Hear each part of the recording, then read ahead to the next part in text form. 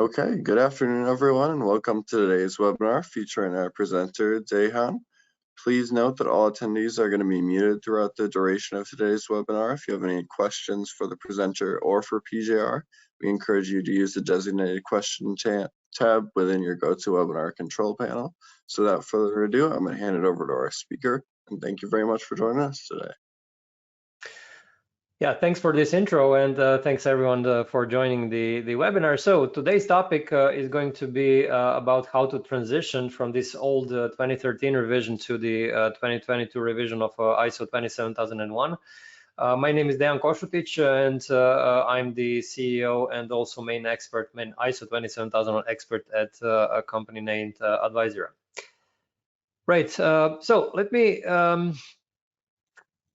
move on and with some key, I would say, points here. So I'm not sure if you're, let's say, familiar with this, but the transition deadline, or if you're already certified against the 2013, the old revision of ISO 27001, then the deadline for you to transition to this new 2022 revision is actually October 2025. So I would say basically practically 12 months from now. So it's not a lot of time. This is why it's kind of becoming more and more actual, because you have to start preparing if you didn't already, because otherwise you might actually lose your certification because you didn't make this transition. And I made this today's presentation will be for security officers, project managers, so for everyone who is in charge for ISO 27001 in their company. And what I'll do is, I'll present you in a clear way on, how to proceed with this transition. So what are the steps and what exactly you have to do, and what will the certification auditor expect from you. Okay, now I would say that my main point today is this transition effort is actually not such a big deal. But not such a big deal if you actually prepare for it. So if you make an effort and plan this in a proper way, then actually this can be, I would say, not very easy, but I would say easier than you probably thought about it. And of course, I'll explain you how to prepare and what you have to do as part of the webinar today. Good, so let's see the agenda. So first I'll start with these main steps in the transition. So what exactly you have to do to, what are the 4 steps? You'll see there are 4 steps to make this transition. I'll also explain you how to document this transition, so how you need to make changes to your documentation. I'll also explain a couple of things about these new controls in this new revision, because the new revision of the standard has 93 controls, whereas the old revision has had 114. So obviously there's numerous controls that have merged, and I'll explain you how to handle this whole thing about these changes in controls as well. And I'll explain also what the certification auditor will be looking for. And at the end, we'll also have this Q&A session. And of course, you can ask any questions then, but by all means, if you want to ask any question before, please do so, because it will be easier also for me to present the whole thing if I have questions coming in and I can answer your questions right away without waiting for this Q&A session. Okay, just before I go for the next slide, I'm not sure if you're familiar with overall these changes from the old to the new revision. And I'll send you now in this chat window. Let me just open the chat here. So I'll send you now the link to an infographic which explains, visually what are the differences between the old and the new revision. So let me just find this link, and I'll send you now this through the chat window. Just give me a second.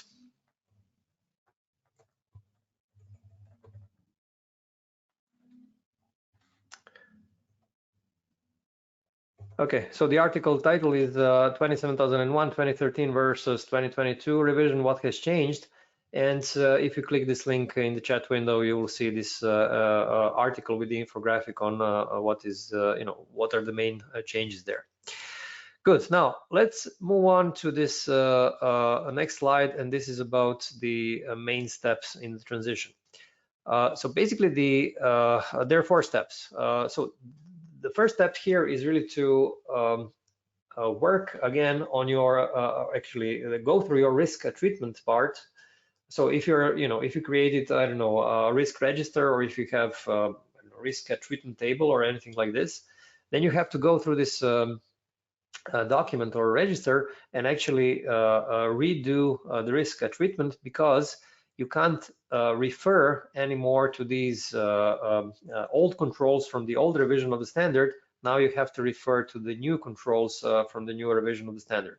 I'll show you a little bit later on in the webinar, how to deal with this. I mean, how to actually find out what are the controls. But in any case, this is the first step that you have to do. You start with your risk treatment. Now, if you're wondering, do you have to do anything about the risk assessment? The answer is no. So basically the risks are as they are. Your risks are not going to change because the standard has changed. What is going to change is basically only the reference to these new controls in the risk treatment. Okay, the next thing to do is to do this statement of applicability. Of course, you already need to have the statement of applicability, and as you probably are aware, this statement of applicability is referencing to is listing all the controls, right? So instead of listing the old controls from the standard, now you have to redo this statement of applicability and list the controls from the new revision of the standard. In other words, you will have basically a new document, new statement of applicability with the new list of risks. Of course, you will be able to use references to old policies and procedures, but I'll explain this as well during the webinar. Also, you will have to document new controls. So there are a couple of new controls that are listed in the standard. Actually, there is an article which explains these new controls. Let me just send you this link to this article. Okay. So if you take a look at chat, in chat, you will see this link to this article called Detailed Explanation of 11 New Security Controls in ISO 27001. So basically, let's say one of the new controls is about configuration management, and you should be documenting or defining how you manage configurations, because this is again a new control in the standard. Also, there are threat intelligence and these kind of controls. Okay, and the 4th step is really to define, not define, but you actually update references to these controls, because you have already several policies and procedures, so like access control policy, I don't know, classification policy. You probably have these kind of documents, and they probably already refer to certain controls, but using the old control IDs from the old standard. So what you have to do is change these references to new control IDs. Okay, so in general, these are the the 4 steps that you have to take. And if you want to learn a bit more, about all of these steps, I'll send you now a link to a free course that actually explains transition. So it's a course that lasts a couple of hours, so you can actually go in much more depth learning about these things. Again, you can sign up for this course for free. So let me just find it.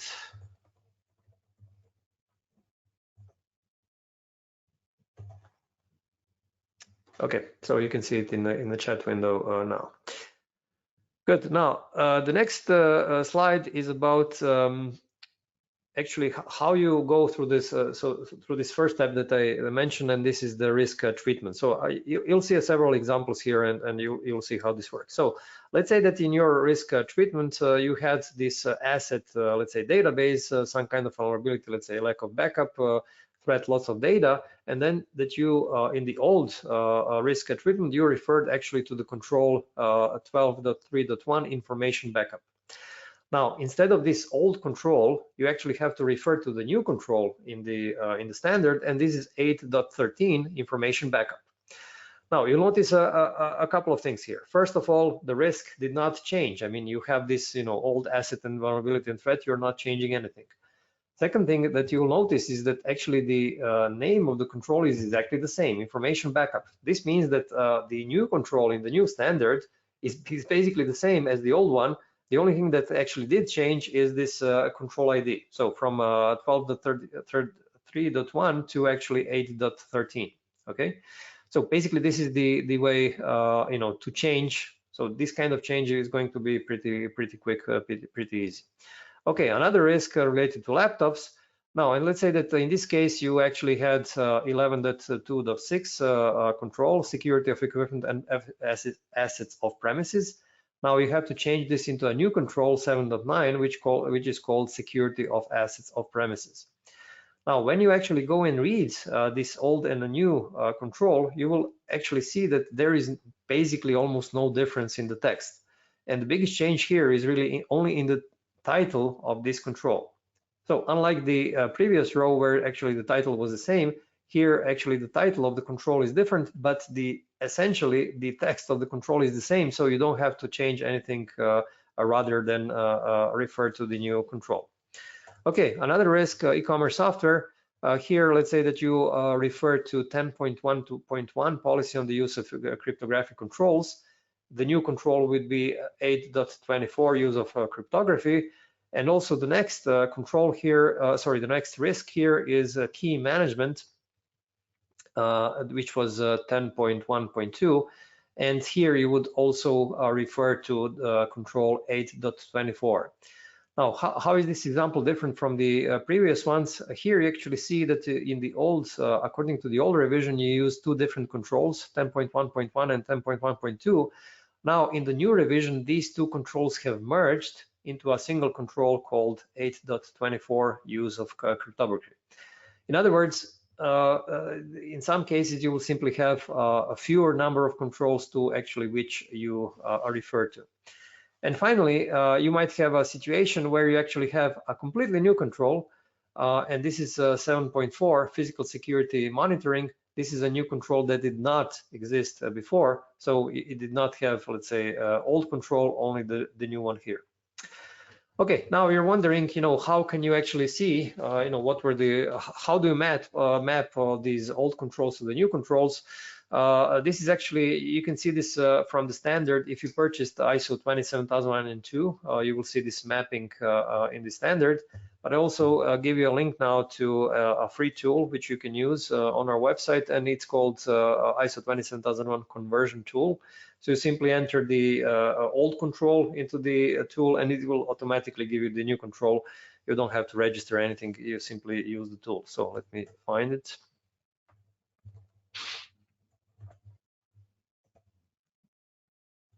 Okay, here you go. So if you click this link in the chat, you will be able to access this tool. Okay, very well. Now let's move on with the second step, and this is about documenting the transition. Yeah, I'll show you a couple of examples basically on how to document all of these. So risk treatment table, statement of applicability, how you document new controls, how you update the references to existing controls. So let me switch now the screen and start showing you this. So the first one being a risk assessment, risk treatment. So let's say, of course, again, you can have this risk treatment in an Excel sheet, or you could have it in a register. It doesn't matter. What I wanted to show you here is that for the existing, let's say this is some set of risks that you might have. For this existing set of risks, you simply have to start referring to the new controls. So as you can see here, you actually see a list of new controls rather than and the new ID of controls rather than old controls. So it's simple as that. You simply change this column with the reference to these new controls. Now, when it comes to statement of applicability, the thing is a little bit more complex because here, okay, let me scroll down this document. Okay, so this is the main part of the document, right, where you have this table which lists all the controls. Now, here you will see that the structure of the statement of applicability did not change in terms of columns, so you still need to have ID, control name, whether a control is applicable, the justification, You might have control objectives. This is not mandatory, but you might put it here. Also, you would have implementation method, and you would have a status, right? So you would have these columns the same as in the old control, as in the statement of applicability for the old version of the standard. But what is new is actually the rows, right? You have to list all the controls from the new revision. So 8.5.1, policies for information security, 5.2, information security roles and responsibilities, 5.3, segregation of duties, and so on. So this is something that you have to do. Now, it is important to know that basically the applicability will basically be drawn, this column here, applicability will be drawn from the old SOA, because where you had the, once you do the mapping, where you actually apply the old controls, you will also apply the new controls which are mapped into the old ones, right? Justification, again, the same thing. You will refer to existing risks that you have in the risk register. Implementation method, here you can actually refer to your existing documents. So when it comes to, for example, I don't know, controls related to access control, if you have written access control policy for your old revision, then you will simply refer to this access control policy, and this would be it. So you do not have to write any new documents because of this change in the standard. Rather, you have to, in the statement of applicability, use these existing documents and references to these implementation methods as before. And of course, status, I assume since you're already certified, most of you, then you will have the status implemented. But if some control is not implemented yet, then you also have to put in the right status. Okay, I see one question came in from Jimmy. Will slides or video be available after the meeting? So yeah, we'll, my colleagues from PGR will send you the presentation deck after the webinar, and you will receive this through email. Okay, very well. Let's move on further. So the next document I wanted to show you is how you actually document new controls, and I'll show you this through this security procedures for IT department. So basically, this is let's say a set of procedures for security. And when you scroll down, you will see actually two things in these documents, and they're marked with track changes. Okay, so in this section number 2 are references to applicable controls, and as you will see, these here are the new controls from the new revision of the standard. They're added, whereas the references to old controls are deleted, right?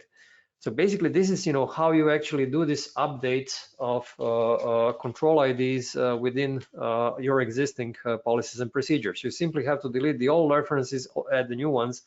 So a bit of, I would say, bureaucratic process, but not nothing, I would say, too difficult. And also, what you'll be normally doing is adding actually or documenting the new controls here in your existing document. So if you remember configuration management, this is the control. This is a new control in the new revision of the standard. It did not exist before. So if you didn't document this before, it's advisable actually that you document this new control here in one of your existing policies. So my suggestion is, do not write new documents for these new controls. It's actually easier, it's quicker if you document these new controls as part of your existing documents. It will be faster for you. Of course, if you're, let's say, a larger company, if I don't know, if you have a couple of hundred, maybe a couple of thousand employees, then it might make sense, I don't know, to write a separate document for configuration management or a separate document, let's say, for threat intelligence, which is also a new control and so on. Okay. Yeah, okay, I'll also send you a link where you can find these templates. So this is basically as a part of this our transition toolkit. So I'll send you now this link as well.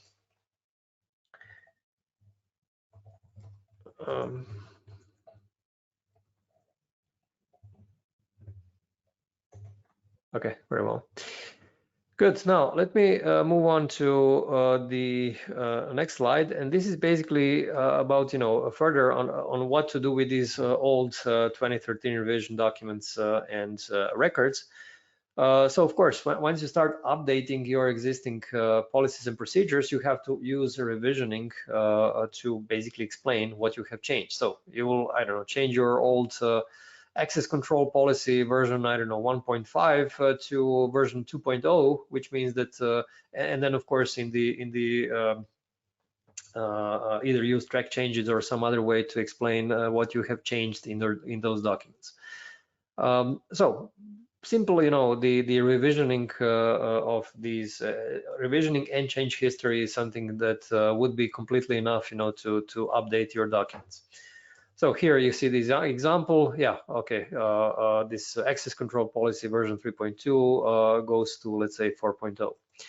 Now, when it comes to records, basically the records have to refer to valid controls at the moment when these records are created. So, for example, you have the backup logs, which were, let's say, previously related to control 8.12.3.1.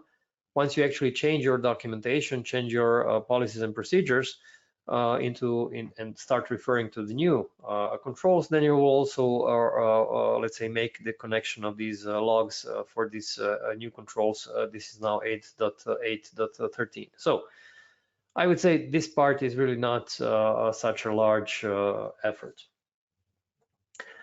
Okay, the question is also how to merge controls. And yeah, so as I already mentioned, there are many controls that actually have merged.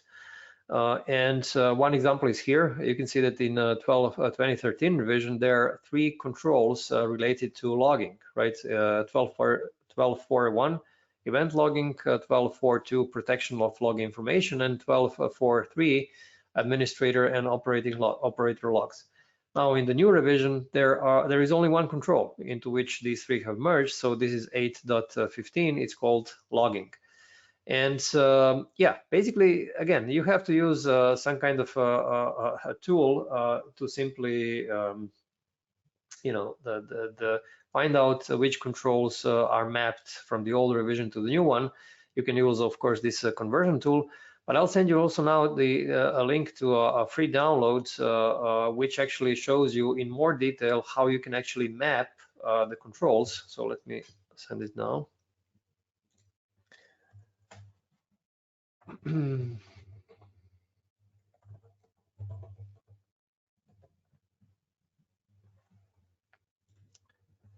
Okay, let me see. Okay, just give me a second again.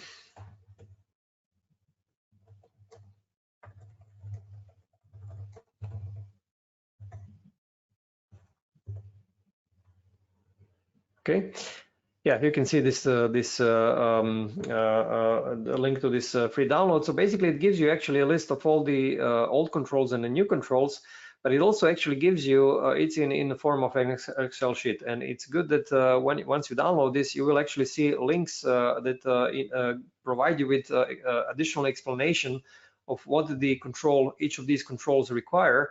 What the auditor might be looking for regarding these controls, how to document these controls, and so on. So you will see actually a pretty extensive, I would say, library of information about these old and new controls, and basically how to map them and then how to implement them. So good. Yeah. So let me now move on to the slide which speaks about what your certification auditor from PGR will be actually looking for when you go for this, when you actually do this, let's say, upgrade, if I can use this word, or transition from the old to the new revision. So first of all, this audit survey, I mean the audit transition audit will happen during your surveillance audit or recertification audit. So if you say, hey, if you have, let's say, next surveillance audit, let's say in March 2025, then you can actually do this transition as part of this surveillance audit, okay? Or on the other hand, if you have a recertification audit coming up next year, let's say that you have recertification audit in, I don't know, June, then you will actually get recertified, not against the old revision, but against this new 2022 revision of the standard. Now, as I mentioned, the deadline for doing this is October 2025. So you definitely have to prepare and not do things in the last minute. I mean, if you do follow these 4 steps that I explained, you know, you will actually be able to do this rather quickly. And again, you know, as I mentioned in the start of the webinar, I would say that the total effort for doing this transition would be roughly, I would say, 10% of your initial effort. So if you, I don't know, if it took you to implement the standard, let's say 1 full year, then this transition will be something like 1 or 1.5 months for you. If you took, I don't know, 6 months, so then it will probably be under 1 month for you to do this transition. Now, what will the auditor check? Well, he or she will check basically all the things from these 4 steps. So he will check, you know, the risk treatment, if this is updated. He will check the statement of applicability if you changed, you know, if you changed in the statement of applicability the new controls. Of course, if you documented, or even more important, if you implemented all these new controls that you found applicable, and if you updated all the documents so that they refer actually to this new revision of the standard. So I would say this is, you know, what the auditor will be checking with regards to this transition. Now, I would say more importantly, of course, the auditor will check if your ISMS is really properly in operation, if you're handling it normally. So this is something that is not directly related to transition. This is related, of course, to your maintenance of your ISMS, meaning that you do all the operational tasks that you should be doing, that you are doing your internal audit, your management review, your corrective actions, monitoring, measurement, everything that is part of your ISMS. So I'm trying to emphasize this point about really maintaining your ISMS, because if you're focused solely on doing this transition and you know, changing these documents without, and basically forgetting about your ISMS and managing your ISMS, then you will have problems with, you know, with the auditor, with the certificate, with this surveillance audit, because you are not maintaining your ISMS. So you have to continue, I would say, operating your ISMS and improving it in parallel to making this transition. Right. Okay. Let me move on to the next slide. Yeah, basically, so let's briefly conclude what I was presenting you today, and then we'll move on to the Q&A session. And yeah, by all means, please do ask your questions, because I would really like to you know, provide you with some insight into, you know, whatever you're struggling with, and just to help you out with any questions. So I would say that you know, this ISO 27001, this transition does not really have to be a huge effort if you do it in a structured way. So I would say good planning here is really almost half of the job. So if you do this planning properly, if you focus on doing these 4 steps, then everything else will go, I would say, rather easily. And again, don't forget to do your regular part of the ISMS. This is, I would say, even more important than doing the transition itself. Okay, good. Now let's move on to the Q&A session. So feel free to write all of your questions in this question pane. And while I'm waiting for you to write any questions, just to let you know that we'll have a next webinar on November 14th. And this next webinar will be on one, I would say, very interesting topic. And this is how you can actually use ISO 27001 for, I would say, the basis of compliance with these new EU cybersecurity regulations. So there are 2 new cybersecurity regulations in Europe. These are NIS2. This is the one focused on critical infrastructure. And another regulation is called DORA. This one is focused on financial organizations. So these are new regulations in Europe, and there are many, I would say, similarities to 27001, which then you can use actually. Then you can actually use 27000 as the basis for complying with these two new regulations. And this will be the focus of the webinar on November 14th. So please do sign up. You will see in your email an invitation for this new webinar, and then you can sign up for it. Okay, another thing I wanted to mention, you can follow me on LinkedIn and YouTube. I'll send you now these links to these profiles. And on LinkedIn, I post very often many things on ISO 27001, so you'll see lots of, let's say, materials that you can use through these posts. And on YouTube, there are many videos on ISO 27001. So if you're more like, if you prefer watching videos, then you can take a look at this YouTube profile. So let me just find this and I'll send you the link now.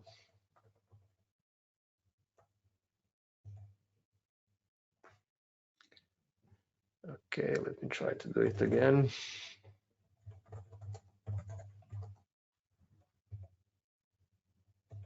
Okay, you can see the links now to these profiles in chat. Okay, great. Couple of questions came in, so let me go one by one. Anil is asking if any of the 11 new controls is partially implemented, then the audit, let me just expand this. Okay, so if any of the 11 new controls is partially implemented, then in audit, will it be a major or minor non-conformity? So basically, what you actually have to do is, I didn't specifically write this document here, but you also have to specify in your risk treatment plan what is the timeline for the implementation of particular controls. So for example, let's say that you have marked, I don't know, threat intelligence, the control, threat intelligence as applicable, but you can actually say that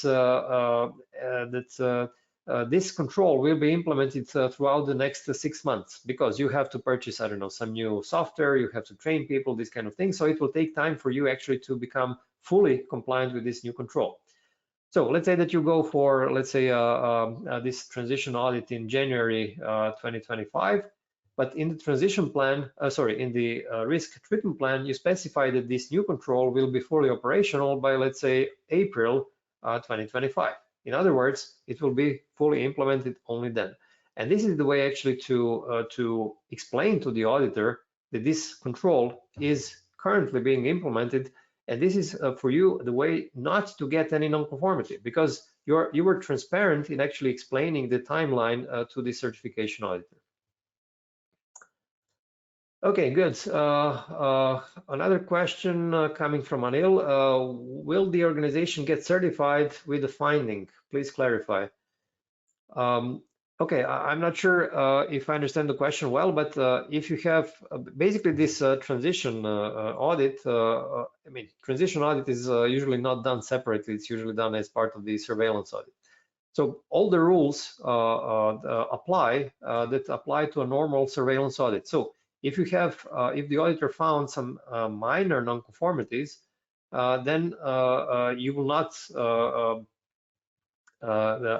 If the so okay, let me explain like this. If you have a surveillance audit, if there is a minor non-conformity, you will not lose your certificate. You will simply get a deadline until which you have to close these non-conformities, so correct these and basically eliminate these non-conformities, and this will be it. If the auditor finds a major non-conformity, then you might actually lose a certificate. But if you're not, again, compliant, if you're not eliminating these non-conformities in I would say, some shorter deadline. Now, if your question is around if you're going for the initial certification audit, then the thing is like this. If the auditor, I mean certification auditor, finds a minor non-conformity, then you will get actually the certificate, but you will also get the deadline until when you have to close these minor non-conformities. On the other hand, if during the initial certification audit, the auditor finds a major non-conformity, then you actually cannot get the certificate until you actually close this major non-conformity. right? So there is, I would say, there are two different scenarios on whether you're already certified as a company or you're going for the initial certification there. Okay, Jimmy asks, does a surveillance audit give credit to transition? Okay, let me just expand the question. So does a surveillance audit give credit to transition us to the new standard, or do we need to conduct a full audit to gain accreditation for 27001-2022? So you do not have to go through the full audit. You do it actually as part of your surveillance audit. So again, if your next surveillance audit is, I don't know, again, April next year, then you will do this as part of your surveillance audit. So it's not a full audit. It's simply, I would say, a small, if I can use this word, a small audit for doing, verifying that you did this transition. Okay, Anil is asking, under what conditions an organization will not get certified for 2022 revision of ISO 27001? Well, if you didn't do all the things that I mentioned, so if you did not write a new statement of applicability with references to new controls, then you will not be able to make this, then the auditor will not recognize that you did this transition properly.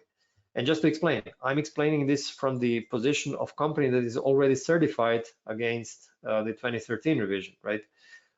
So if you already certified against 2013 revision, if you did not update your statement of applicability, you will not be able, I mean, the auditor will not be able to verify that you transitioned. If you didn't do update your risk treatment, also, you will not be able to, the auditor will not be able to verify that you transitioned. If you did not update your documentation, again, this would be a reason for the auditor not to verify that you have made this transition. Okay, very well.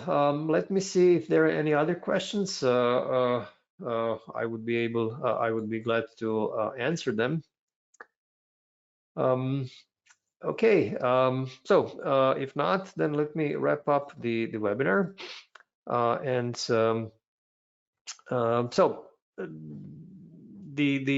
Just a couple of words before I finish. So, as I mentioned, this, webinar was, too short to go into details of the implementation, for each and every control. This webinar today focused really on the transition process. And this is also why I didn't, explain the process of initial implementation, because again, really, this was not planned for the webinar. And as I mentioned, the colleagues from PJR will send you the link for the presentation deck. And also you will get this invitation for this webinar in about 2 weeks time, when I'll speak about this, how to use ISO 27001 for the compliance with these European cybersecurity regulations. And yeah, don't forget to contact your, if you're already certified, don't forget to contact your PJR certification auditor to make arrangements for making this transition. So it's very important that, again, that you prepare internally, but that you also make arrangements with your certification auditor. And this would be it. So I hope that you found this webinar useful and that you have enjoyed it, and that you will have a smooth transition to the new revision. Have a nice day.